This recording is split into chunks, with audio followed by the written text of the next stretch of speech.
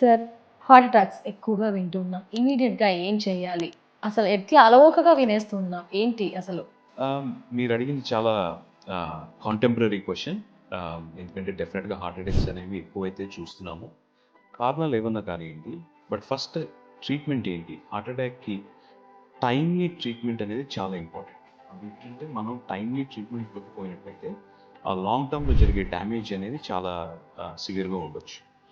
అందుకని heart attack అనేది diagnose చేసినప్పుడు మనం ఎట్లా తెలుస్తుంది హార్ట్ అటాక్ అనేది? ఒకటి పేషెంట్ సిమ్టమ్స్ ద్వారా, అంటే చెస్ట్ పెయిన్ అట్లా, అండ్ ఎమర్జెన్సీకి వచ్చినప్పుడు మనకి ఈసీజీలో చూస్తే హార్ట్ అటాక్ అని అర్థం అవుతుంది. సో దీనికి బెస్ట్ ట్రీట్మెంట్ ఏంటంటే ప్రైమరీ పీసీఐ.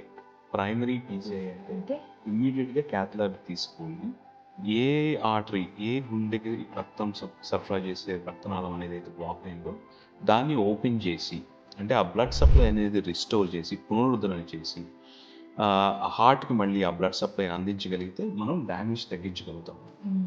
సో అది స్టెంట్ ద్వారా అవ్వచ్చు, బలూన్ ద్వారా అవ్వచ్చు, బట్ యూజువల్లీ 99% యాంజియోగ్రామ్ చేసి బ్లాక్ని స్టెంట్తో ట్రీట్ చేస్తాం. ఇంకొక ఇంపార్టెంట్ విషయం ఏంటంటే టైమ్ ఈజ్ మజిల్.